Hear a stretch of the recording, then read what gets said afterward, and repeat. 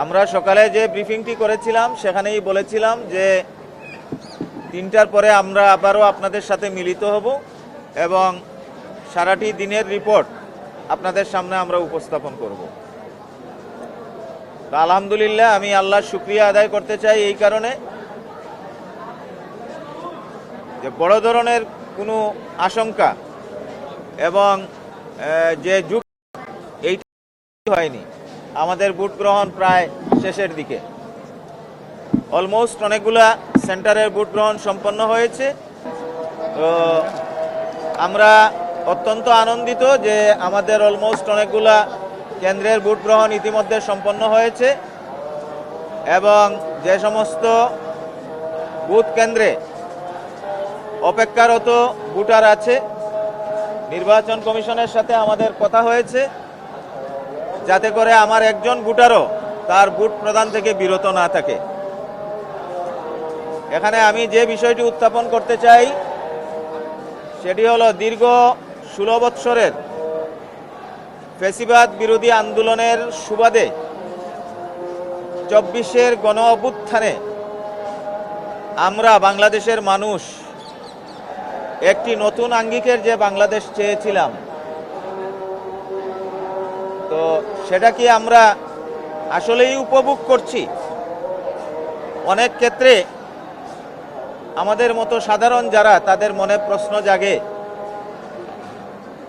যে আসলে ফ্যাসিবাদকে তাড়িয়ে আমরা কি ফ্যাসিবাদ মুক্ত হতে পেরেছি কিনা। আমরা দেখতে পাচ্ছি যে 24-এর পর যারা বর্তমানে বাংলাদেশে আমরা আছি,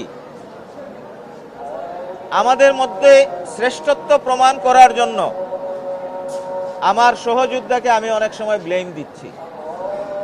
এটা কি জুলাইয়ের কাঙ্ক্ষিত উদ্দেশ্য ছিল না।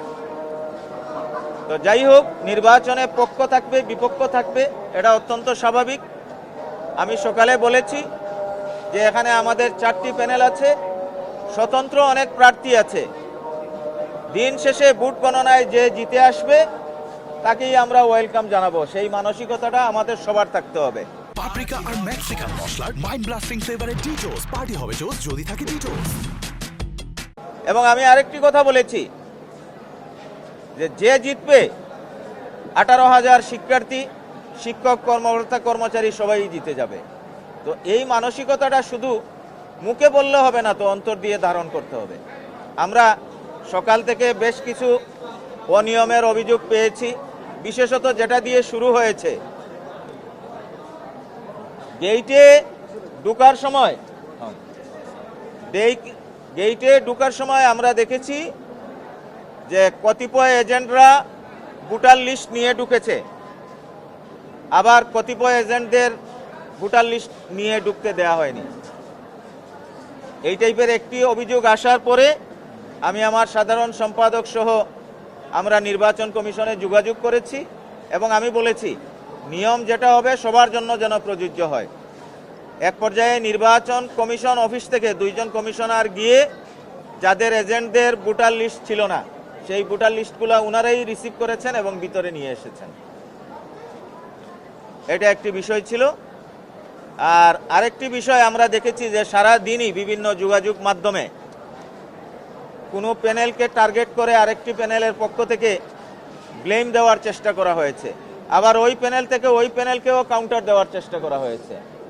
আমি একজন অভিভাবক হিসেবে মনে করি 4টি প্যানেল এবং স্বতন্ত্র প্রার্থী যারা, প্রত্যেকেই আমার সন্তান তুল্য এবং আমার মূল্য তাদের কাছে প্রত্যেকের কাছেই সমান। কেউ এখানে ফেভার এবং ডিসফেভারের কিছু নেই। আমি দ্ব্যর্থহীনভাবে আপনাদের সামনে এই স্বীকারোক্তি দিচ্ছি, কারণ এইটা যদি ধারণ করার মতো ক্ষমতা আমার না থাকে, আমি কোনো বাবা হতে পারি না, অভিভাবক হতে পারি না।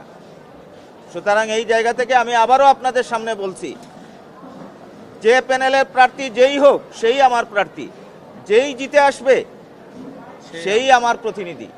এটাই হলো শিক্ষক সমিতির সুস্পষ্ট অবস্থান। এবং ব্লেমিং এবং শেমিং যে গেমটা হয়েছে, আমি এটা প্রত্যাশা করি না।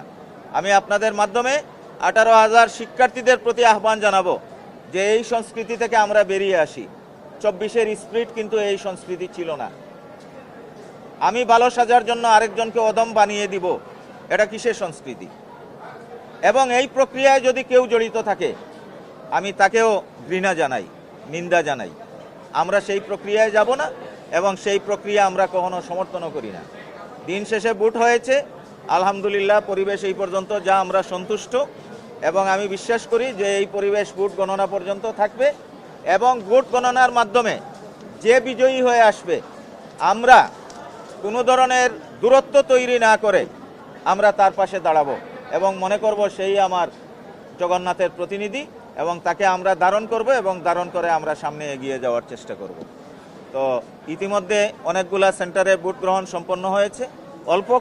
অল্প কিছু সময়ের মধ্যেই টোটাল ভোট গ্রহণ সম্পন্ন হবে, এরপরে ভোট গণনা হবে। ভোট গণনার পর এরপরে আমাদের পক্ষ থেকে যদি আবার কোনো প্রতিক্রিয়ার দরকার হয়, বক্তব্যের দরকার হয়, আমরা আবারও আপনাদের সামনে আসব। আর সর্বোপরি মূলত এই যে সকাল থেকে শুরু করে এক পায়ে দাঁড়িয়ে আপনারা যে কষ্টটুকু করেছেন, আসলে এইটার ঋণ শোধ করার মতো না। আমরা শিক্ষক সমিতির পক্ষ থেকে আপনাদের সবার প্রতি ধন্যবাদ জানাচ্ছি।